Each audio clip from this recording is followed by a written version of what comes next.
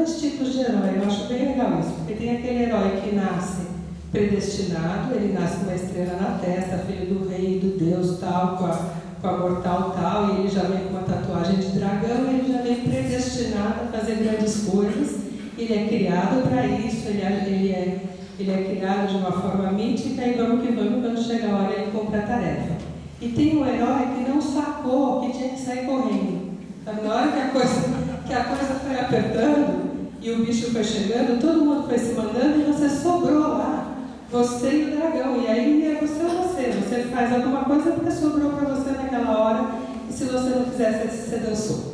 E esses somos nós o tempo todo nessas circunstâncias, sabe? De desenvolver recursos, usar as possibilidades de lidar com a vida do jeito que ela se apresenta, porque você bobeou, ou porque os seus recursos habituais deixaram de ser funcionais, você acreditou neles, você bancou o que você tinha, você chegou lá na situação, não funcionou, aí você se vira, e é esse a possibilidade da resiliência, né?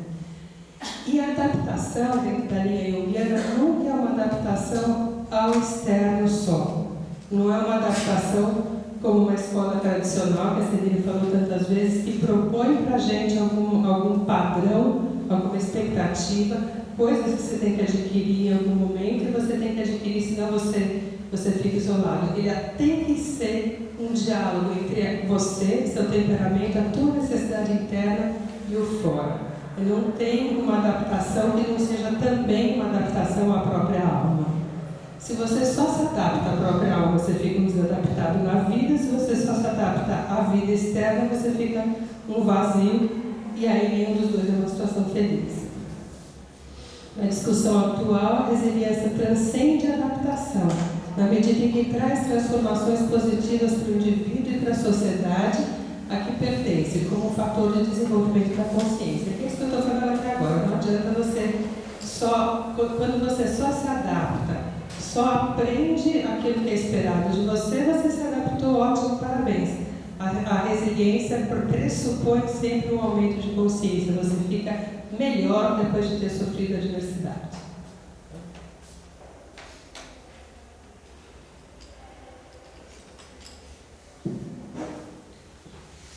Toda a medicina hoje está no modelo preventivo, a educação também. E a gente agora na linha junguiana está falando exatamente o contrário. Qual é o modelo preventivo da saúde e da educação? É dar vacina.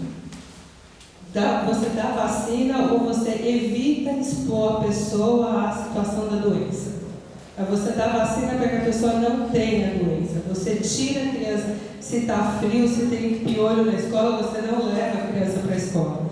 Você evita que o ser humano, que a sua criança, que a sua pessoa sofra o impacto da vida. Você protege ela das adversidades da vida. Esse é o modelo preventivo, que é o modelo da saúde, e vinha sendo o modelo da psicoterapia. Agora a gente está fazendo exatamente o contrário quando a gente pensa em resiliência, que é expor a pessoa ao risco, maximizando o potencial do bem-estar. Que é mais que essa pessoa não tira de lá, instrumentaliza, que é mais que essa pessoa pode desenvolver, ou trazer, ou fortalecer dentro dela, para que ela lide com a situação do jeito que a situação é. Então não é uma coisa do evitar o dano, o risco, tirar de perto, tirar da escola onde ela sofre bullying, tirar da escola onde ela tem um amiguinho agressivo, evitar o contato com todas as coisas que os pais, com drogas, com todas as coisas que os pais entendem como potencialmente destrutivo, mas manter a pessoa lá, trabalhando com ela a maximização dos potenciais dela de quê? De lidar com a vida como ela é. Então, é favorecer a satisfação das necessidades básicas e a aquisição das competências da pessoa, e não fazer do mundo um lugar protegido, um lugar como a história do Siddhartha, né? O Buda cresceu até certa idade dentro de um mundo fechado, protegido, onde ele tinha a família dele, nunca tinha visto pobreza, miséria, doença, até o dia que ele sai, vê, e aí vai embora, larga tudo e vai fazer o desenvolvimento espiritual dele. Então é tirar a gente tudo dos nossos bercinhos e jogar na vida com orientação, com uma presença acolhedora, com uma presença empática, mas do jeito que dá, chegar o mais cedo possível, realmente expondo a criança aos elementos. Essa coisa dos elementos da matéria que a Sirene estava fazendo, para mim hoje em dia tem sido muito, muito importante no consultório. Por quê? Porque está aparecendo esses moleques do mundo virtual. Quando você vai aplicar um CAT ou um TAT no moleque de 12, 13 anos que fica no computador o tempo todo, o cara na primeira prancha conta uma história, o cara está brincando de RPG a vida inteira. Ele conta uma história que ele escreve 5, 6 páginas. Você mostra o carinha com o violino, ou a galinha lá com os pintinhos, aquilo vira. O carinha com o violino vira que ele tinha um pai que inventou uma nota musical que paralisa os do mal, então ele vai preso, não sei o que lá. Não acaba mais, você não consegue mais aplicar o TAT numa criança. O negócio é infinito, porque sabe as crianças que estão no mundo virtual, sem o contato com a matéria, matando e ressuscitando na hora que elas estão apertando o botãozinho, que na hora que eles... E aí eles chegam com o quê? Com queixa de agressividade. São crianças que não são controladas, são crianças que se opõem, são crianças que peitam, são crianças que argumentam muito bem. Agora, se você acende uma fogueirona desse tamanho do lado do moleque desse, esses moleques, eles não sabem acender fósforo, porque em geral na casa deles tem aquele acendedor automático ou fogão elétrico. Mas eu posso mexer no fósforo? Pode, mas é perigoso, sabe? O mundo virtual, o mundo intelectual não é perigoso, mas o fósforo, na hora que você faz uma fogueira, eles te olham com um respeito arquetípico e universal, alguém que sabe controlar o fogo.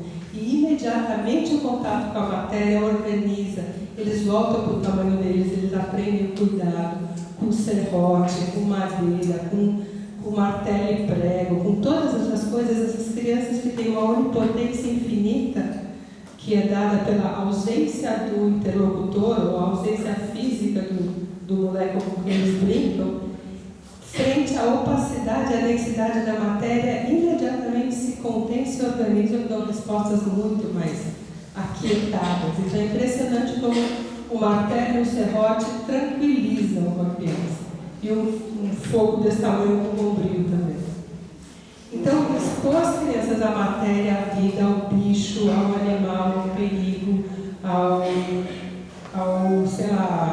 mosquito. As crianças, a grande ameaça do ano passado não era o monstro, o dragão, o jacaré, nada, era o mosquito da dengue, ou então a superbactéria. E é muito maluco o jeito que as crianças estão com medo de um agressor mínimo que está em todos os lugares e pode pegar eles de várias formas que eles não conseguem enfrentar. Então essa coisa do enfrentamento está muito prejudicada hoje em dia e está fazendo uma falta danada.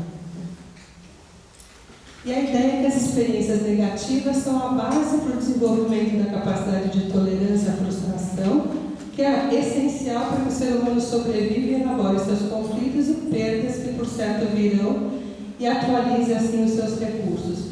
A frustração hoje em dia, gente, eu não estou vendo nem, está tão engraçado, porque as crianças hoje não têm... Até 10 anos atrás, antes do Netflix, você gostava de uma série, é verdade, você assistia um capítulo e você tinha que esperar uma semana, ele não ia voltar hoje. Quando chegava o outro dia de assistir aquele negócio, uma série que você gostava, ele ainda vinha repetido o capítulo, e tudo bem, porque aí era uma frustração que você partilhava com os amigos, e você tinha uma ritmicidade a respeitar, um limite externo. O tempo não estava no seu controle. Hoje em dia a molecada é muito pequenininha, eles assistem séries inteiras, é mais um episódio, mais daqui a 6 minutos. E eu tenho escutado de crianças de 12, 13 anos que as férias foram super legais, que ficaram assistindo série. E para mim é engraçado escutar isso, porque eu também acho que é muito legal assistir série. Eu fico esperando também o meu fim de semana livre para assistir um negócio inteirinho. E é absolutamente fascinante aquela endorfina, sem frustração e sem materialização. Mas é um perigo, porque as crianças não têm nem mais o limite do tempo, eles não têm que esperar, eles não querem esperar mais nada. Então está complicado a falta de adversidade, a falta de matéria, a falta de contato com o mundo a ser construído e a fragilidade dos pais, que estão numa geração que tem uma dificuldade muito grande de lidar com a agressividade e com a autoridade. São pais muito perdidos, muito frágeis, muito bonzinhos, e qualquer criança que apareça para pegar sua pazinha e seu brinquedo é um amigo. nós chamamos um amigo porque eu não conheço aquela criança, ele não é meu amigo. E se ele quer pegar minha pazinha, ele pode ser um inimigo, ou pelo menos um adversário, ou pelo menos, sabe, alguém que eu não quero dividir minhas coisas tão imediatamente. Eu estou com um menininho agora que ficou doente um tempão, e o problema dele, ele conseguiu resolver, ele teve câncer, fez químio, depois mais tarde eu vou mostrar os desenhos dele. Ele teve câncer, fez várias químio, e o problema dele não é o bullying porque ele perdeu o cabelinho, porque isso ele resolveu maravilhosamente bem na escola. Porque na hora, isso é mais pro fim que eu mostro, mas sei lá, na hora que ele começava, as crianças começaram a rir do cabelinho dele, que fica feio, né? Não é que raspa tudo, fica um chumaço assim. E ele começou a ficar triste, que as crianças estavam rindo dele, ele chorou, as crianças quiseram rir mais ainda, ele falou para as crianças que vocês que chorariam se vocês tivessem que aguentar o que eu aguentei. O que eu aguento toda semana. E a escola foi muito legal, que a partir de então, todas as químicas que esse menino tinha, toda sexta-feira, 3 amiguinhos da escola iam lá e acompanhavam ele naquilo, ficavam brincando com ele, querendo ou não. Foi muito legal. Só que esse menino agora, o problema da agressividade dele é com os amigos, porque as menininhas, ele tem a lapiseira tal, e a menininha fala, me empresta. Ele fala, não quero. Mas a menininha fala, por favor, por favor, por favor, por favor, por favor. E ele não sabe lidar com isso, sabe? Ele fala assim, eu não quero mais ser amigo dos meus amigos. Eu não quero mais ser amigo, porque ter amigo significa que eu vou ter que emprestar a minha lapiseira e eu não quero mais. Eu não quero que eles gostem de mim. Então, é o que a gente está fazendo com as crianças, sabe? Não pode falar não pode dar limite para o amigo, não vai, porque é uma questão muito séria. Pode e precisa. O que eu falo para ele é exatamente isso. Se chegar um cara perto do seu pai e falar, me empresta sua mulher, por favor, por favor, o que seu pai vai fazer? Vai dar um empurrão nele, sai daí, cara. Vai então. A sua amiga também. Mas essa questão da agressividade é muito importante. Então, ela e doces são os frutos da diversidade. Mais uma. Então, e o Jung lá para trás, né, em 1934, no livro da Energia Psíquica, já vai descrevendo isso que a gente chama de resiliência. O Jung foi super intuitivo, ele foi descrevendo na linguagem dele as coisas que hoje em dia foram sendo estudadas, descobertas, ganhando fundamento, principalmente na neuropsicologia. Né? Quando ele fala de uma estabilidade, ele fala assim, depois de oscilações violentas, os opostos tendem a equilibrar-se e surge uma atitude cuja estabilidade subsequente será tanto maior quanto mais acentuadas tiverem sido as diferenças iniciais. Então, quanto mais enrolado você teve, mais perdido você teve, maior a estabilidade que você ganha depois que você resolveu. E depois, quando ele vai para a fase mais alquímica, ele começa a descrever isso como a pedra. Você descobre a pedra filosofal dentro e você nunca mais perde o contato com a pedra. Nada te quebra mais tanto quando você tem a pedra. É uma coisa que você vai e volta para aquele lugar de tranquilização e estabilidade interna. Quanto mais penosos os conflitos, maior será a estabilidade surgida a partir deles. Em outras palavras, a sua cura é mais difícil, mas também, uma vez superados, a estabilidade é mais difícil de ser perturbada. Para quem quer usar citações, eu botei os parágrafos e no fim as referências estão os livros onde estão, então, e não precisa copiar isso não, porque isso fica disponível para quem quiser. Então, agora a experiência de dor física. A gente não pode esquecer que a dor não é só uma experiência fisiológica, a dor altera todo o equilíbrio, o sistema da pessoa. A dor altera o equilíbrio biológico, psicológico e social da pessoa. Ninguém consegue ficar bem, ninguém consegue meditar, ninguém consegue coisa nenhuma no momento da dor. E a dor tem essa característica que ela domina todas as outras experiências. Quando você consegue uma concentração imensa, quando você é uma pessoa realmente focada, você consegue, por exemplo, estudar alguma coisa para cima da dor e inibe a experiência de dor. Mas, de modo geral, na neurofisiologia, o que você tem é o contrário disso. A dor atravessa e inibe as outras sensações e percepções. Você vive a dor e não vê mais nada. A dor toma teu sistema inteiro. E a dor prejudica a apreciação adequada do momento, interfere com a habilidade de focar e ser eficiente na resolução das demandas, tanto em situações novas quanto em situações familiares. Aquela coisa que a dor estressa, a dor prejudica todas as possibilidades de você responder adequadamente ao que dá a demanda do momento. O conceito de resiliência é muito diferente de invulnerabilidade, tá? Resiliência implica em capacidade de resistência à ameaça, não implica em vulnerabilidade. A dor é uma experiência que interfere com todos os sistemas e a gente é tocado por ela, e não é aquela coisa de não doeu, não pegou, faz de novo. Não, é doeu muito. E vamos tentar entender isso. E a vulnerabilidade da pessoa, quando a gente vai estudar, avaliar a vulnerabilidade, o quanto que aquela pessoa, aquela criança consegue, aquela suportar daquilo, tem dois níveis. Primeiro, quanto ela se percebe, a autoestima dela, na verdade, quanto ela se percebe potente naquela situação. A criança ou o adulto, eu dou conta ou não dou conta? Dentro do desenvolvimento que hoje em dia a Jim Knox está fazendo, uma noção diferente de desenvolvimento, é desenvolvimento da noção de autoria. Eu sou...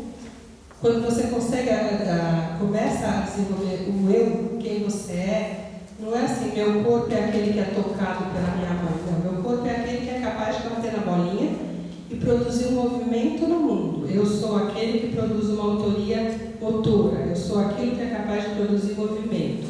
Eu balanço a bolinha vai para lá. Eu empurro o carrinho e o carrinho vai. Eu faço um barulho e eu chamo a minha mãe. Eu sou capaz de produzir movimento no mundo, depois vem autoria emocional. Eu sou capaz de produzir emoção no mundo, eu consigo fazer com que o outro sinta a emoção, eu consigo contaminar, contagiar o outro com a minha emoção. Eu quero ser cuidado, eu consigo fazer com que o outro sinta a minha carência e venha me cuidar. A outra autoria é a autoria intelectual, sabe? Eu consigo fazer com que o outro compreenda a minha ideia, eu compreendo minha verbalização. E isso aí dá para a gente uma sensação de potência. Você não precisa, para você estar bem, você não precisa ser potente de fato, você não precisa ir lá e fazer. Mas você precisa ter a sensação de que você quiser, você vai lá e faz. Se você é assim, eu não consigo conquistar aquela pessoa, não. Isso é ruim. Agora, eu não vou, mas se eu quisesse eu podia, essa é a sensação de potência, de autoria. Então, quanto mais resiliente você é, maior a tua percepção dos recursos pessoais ou a sensação de potência. Eu poderia fazer tal coisa. E a experiência de reatividade emocional também muda muito de uma pessoa para outra. Tem pessoas que têm uma reação emocional mais forte e outras mais fracas. São pessoas que estão mais inundadas por emoções. E aí o trabalho sobre a resiliência daquele indivíduo tem que ser trabalhado no tanto de modulação emocional, tipo, você tem que ir acompanhando a excitação emocional e ajudando a aquietar, e outras pessoas têm emoções menos perturbadoras, nesse sentido a resiliência se propõe mais fácil. Os fatores de resiliência se desenvolvem ao longo da vida, então são milhões. Fatores individuais, que esses temperamentos, familiares, se você tem uma família que te acolhe ou não, se você tem uma sociedade que te acolhe ou não, e cultural também. Tem culturas que estimulam mais a questão do trabalho emocional que outras. Por exemplo, se você é uma criancinha americana e você vai na festa do dragão, você vai relatar aquilo, você relata o que você fez lá, a atuação. Eu fui na festa do dragão e eu carreguei o rabo do dragão. Depois eu joguei e fiz 3 gols. Eu e meus consegmentos. Se você é brasileiro e você vai na festa do dragão, você conta que você gostou muito do dragão porque ele era vermelho. Eu fui com a minha família e me diverti pra burro. Você conta da tua experiência emocional. Isso tudo são estudos que o tal de Wang está fazendo.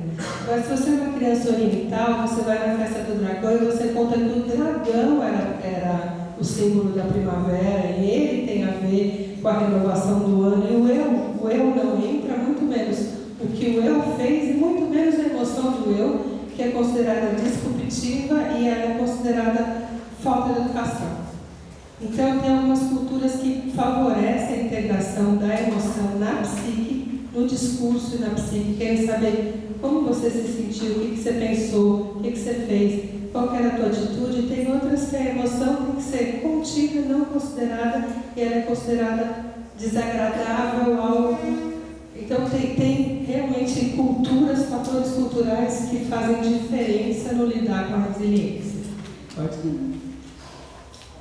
Alguns fatores protetores de resiliência são regulação emocional, a capacidade de controlar suas emoções, seus impulsos, análise causal, é perceber coisas em sequência, uma visão de mundo mais otimista. Quanto mais otimista a sua visão de mundo, mais resiliência consegue ser, empatia e autoestima. Eu quero falar de autoestima e de empatia um pouquinho mais para frente, vamos indo, eu quero ir lá para frente. A autoestima é super importante porque ela muda de fonte ao longo da vida. No primeiro ano, sentir-se amado, na primeira infância, né? O sentir-se amado é a grande fonte de autoestima. Eu sou legal porque as pessoas gostam de mim. Um pouquinho mais tarde é a eficiência da função motora. Então, eu não quero mais que façam por mim, eu quero sentir que fui eu que fiz. Eu fiz o gol, eu recortei, eu fiz esse desenho. Então não é mais tanto o quanto me amo, mas o quanto eu sei fazer.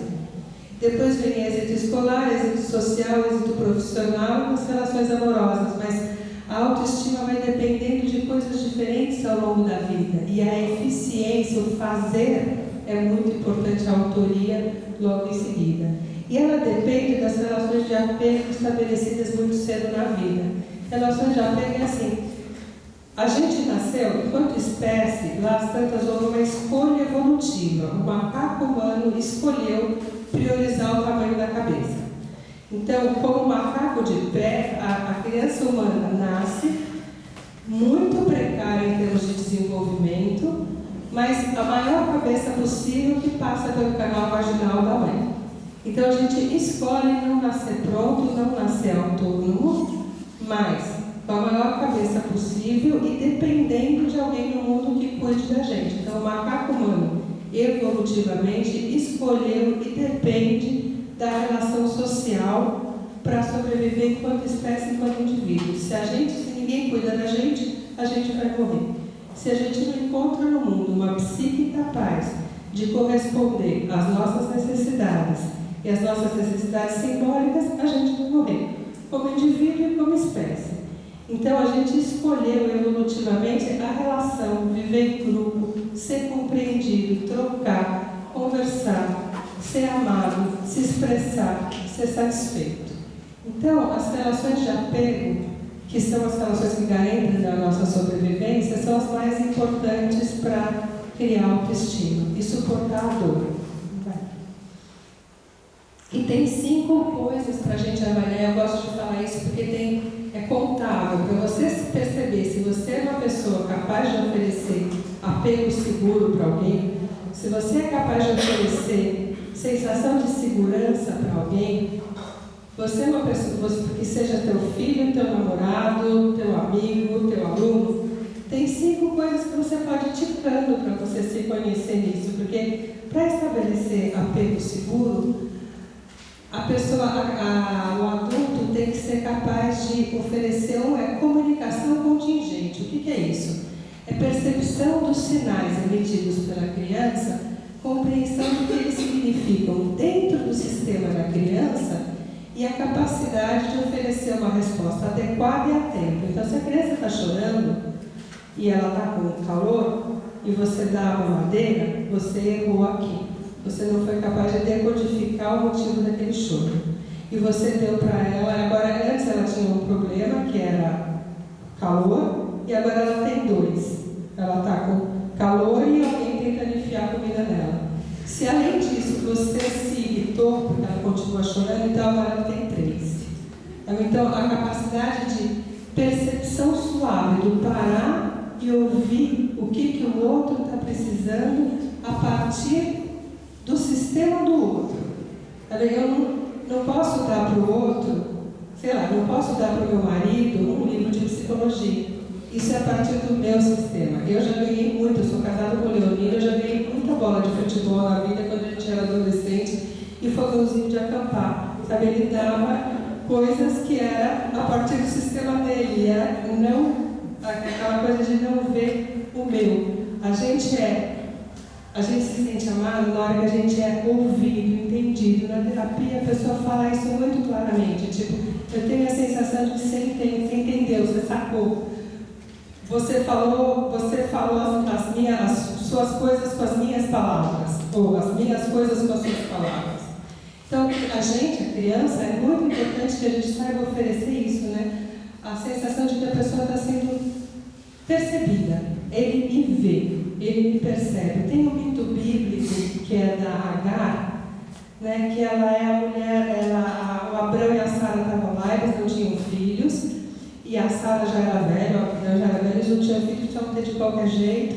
Então a Sara oferece a escrava dela, que era uma egípcia, mulher escrava, para ter um filho com Abrão que eles adotassem. Aí a Agar vai lá e tem um Israel. Só que aí a Sara engravida, o milagre lá de Deus, vem o anjo da anunciação, a Sara engravida, e depois de um tempo tem o Isaac, e começa a implicar com a Agar, que o filho da Agar, lógico, porque agora ela já tinha o filho dela. E ela expulsa essa Agar para o deserto, o filho dela, e a Agar reza, eu acho tão bonito isso para Deus, tipo, você é aquele que me vê. É o único lugar na Bíblia que tem essa qualificação de Deus, é aquele que me vê. Porque quando você está ferrado, não tem ninguém, alguém tem que te ver, senão você vai morrer. E como Deus é aquele que vê ela, ele oferece um poço, ela vai lá, ela bebe, e lá eles fundam a comunidade que depois vai ser a comunidade dos ismaelitas, porque ele é Ismael. Então é muito importante ser visto pelo outro. Aqui, uma das grandes feridas depois de uma separação, por exemplo, amorosa, é quando a pessoa fala assim, mas eu tenho a impressão que eu não marquei nada, ele me esqueceu. Tudo que a gente passou junto não valeu nada. É como se ele tivesse, ele não me vê e não me viu o tempo todo.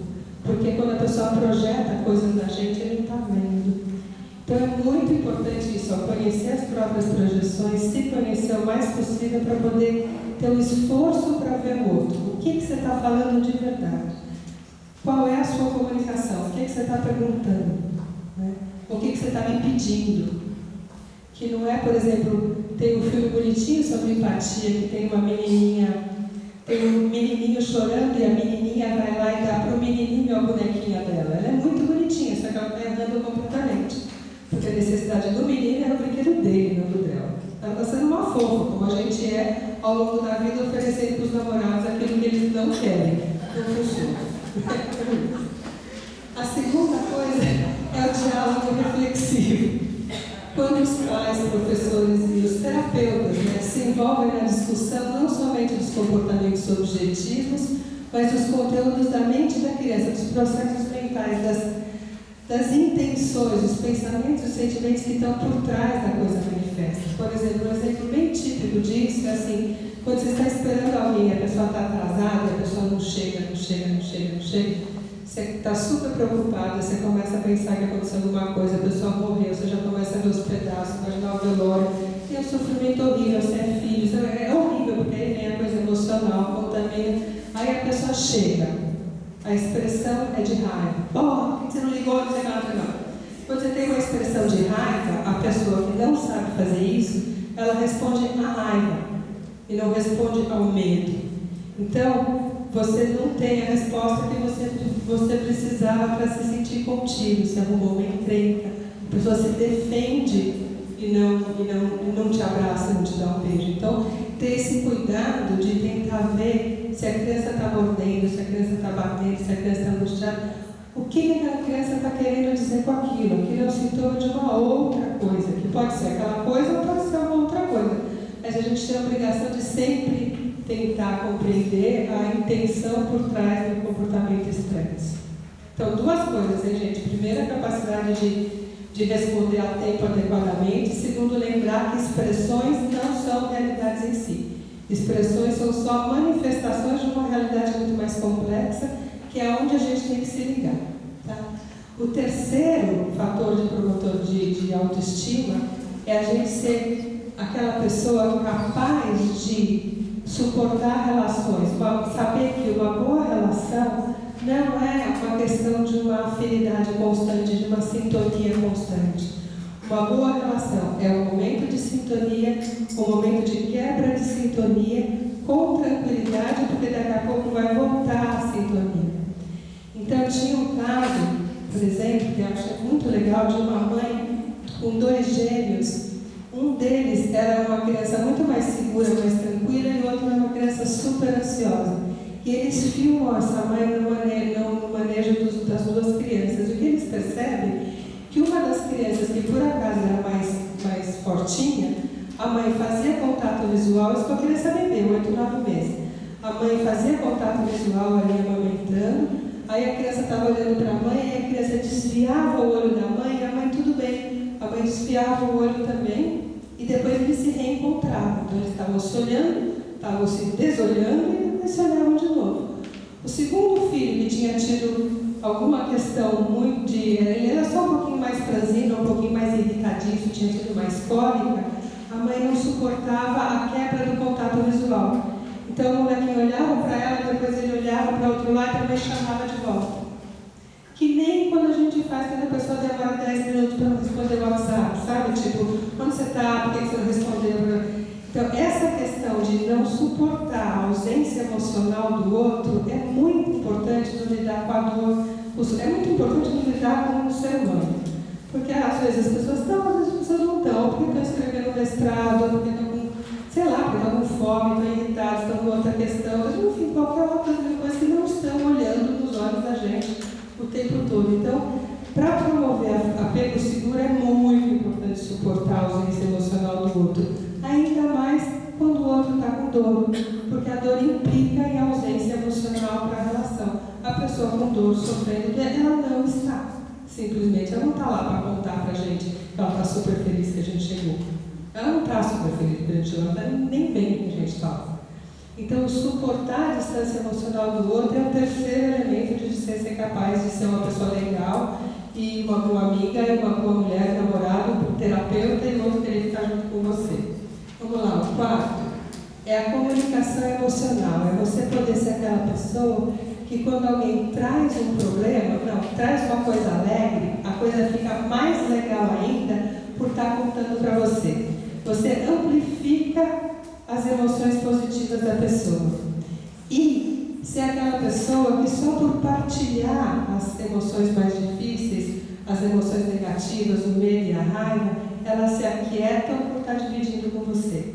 E não fazer o contrário, sabe? Não ser aquela pessoa que alguém chega super feliz e você joga um balde de água fria, não é tão legal assim, mas veja bem o que ela falou. E muito menos uma pessoa que fica desesperado junto, que finge que não escutou as emoções negativas, que tenta evitar e tenta negar que a criança está com raiva. Isso não é raiva. O outro é bonzinho, aquela coisa insuportável, né? Que a criança chega falando, eu estou com raiva do meu amigo que me bateu, eu estou com raiva da amiga tal. Não, mas ela é legal, veja bem, ela não quer brigar, não. Tá com raiva, sabe, é ruim mesmo. Tal. A gente tenta fazer esse. Nas duas coisas a gente tem que fazer o contrário, porque por alguma razão a gente tem medo de bancar a excitação e a alegria, porque senão o outro vai se achar. Sabe, aquela coisa que a gente fica menos generoso no elogio que a gente precisava, porque o outro vai ganhar algum poder na fantasia. E a gente não deixa, a gente tem medo que a pessoa se perca na própria depressão, e a gente vai catar lá e tenta negar o sentimento que a pessoa está trazendo, e que a gente tem que fazer o contrário. E muitas vezes, que continua aí. E muitas vezes o partilhamento das emoções, muitas vezes como é que funciona isso? O partilhamento, o contágio da emoção, porque emoção, gente, emoção não é partilhada por palavras, as emoções sempre contaminam. Ela é feita para contaminar, a emoção contamina direto para ser rápida na ação.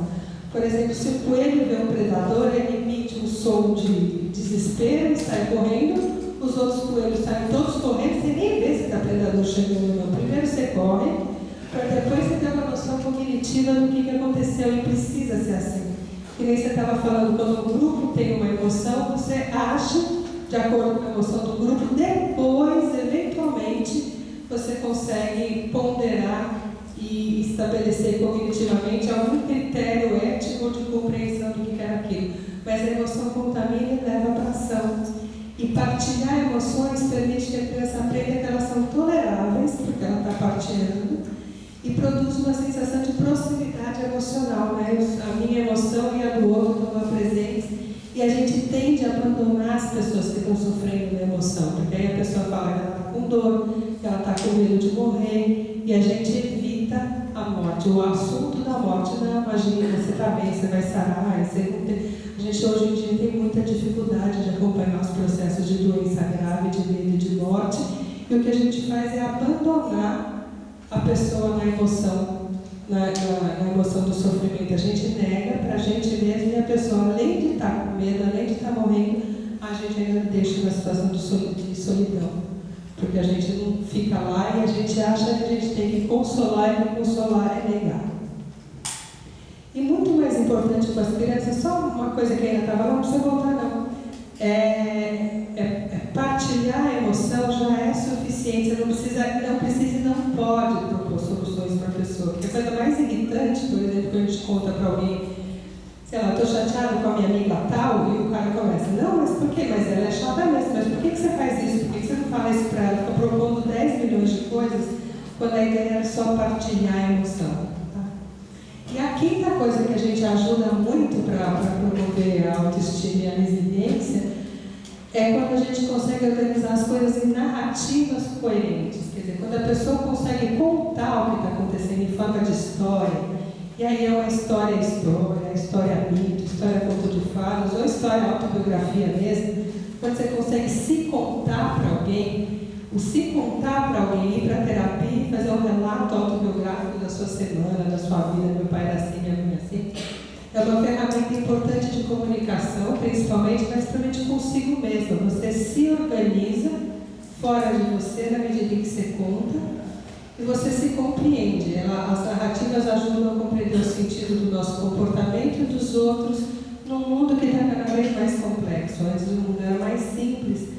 Os padrões eram mais rígidos, agora não tem mais padrão para quase nada, os discursos estão se, por exemplo, hoje em dia é até engraçado, porque se alguém joga bem futebol, essa pessoa que joga bem futebol e tem essa qualidade de jogar bem futebol, dele se espera uma opinião política também valorizada, dele se espera que saiba como, sei lá, como fritar um bom bife. Os saberes estão todos misturados, todo mundo está entrando numa situação de caos, de indiferenciação de todas as coisas. Então é muito complexo o mundo que a gente vive, onde a criança tem que se sentir orientada. Então o mínimo que a gente pode fazer é ajudar ela a se colocar numa narrativa. Era assim, depois você chegou, você desenhou tal coisa, aquele dia você desenhou uma casinha, assim. Então, ou carregar para a pessoa que está fragilizada a memória dela. E as narrativas, fazer a narrativa, ela não só reflete a organização neural, como ela promove a organização neural, porque ao mesmo tempo você está juntando coisas que aconteceram em várias áreas cerebrais. Pensa assim, a criança está chorando com fome, o bebê está chorando com fome. Já? Caramba! Então, rapidinho. A criança está chorando com fome e a mãe entra. Ela vê a mãe entrando, e logo que ela vê a mãe entrando, então ela está chorando, tem uma sensação muito ruim de fome, ela está desorganizada, ela emite um som, ela escuta o próprio som, ela vê a mãe chegando, então tem uma área que é a proprioceptiva do cérebro dela dando um sinal, ela está ouvindo outra área, ela está vendo a mãe chegar, a área visual, ela tem uma expectativa no tempo, a mãe pega no colo, ela começa a mamar e ela se aquieta, ela sente um cheiro e um calor. Isso tem pelo menos umas 20 áreas cerebrais envolvidas, todas num tempo e num significado. Então, fazer uma narrativa disso, você envolve todas as funções cerebrais. E uma narrativa a mãe chegou para pegar a criança para mamar, envolve uma necessidade de uma organização cerebral de muitas coisas que acontecem ao mesmo tempo. Então, a organização de narrativa é muito importante. Não pode ir. Quanto mais saúde... hoje em dia, a regra é assim, a pessoa tem saúde na medida em que ela é, quanto mais complexa ela é, quanto mais complicada ela é, quanto mais redes ela faz, mais saúde ela tem. A saúde tem a ver com estabilidade, com integração e com complexidade. Tá bom? Vamos indo. E essa saúde depende de ter tido a experiência de pais, cuidadores, educadores, terapeutas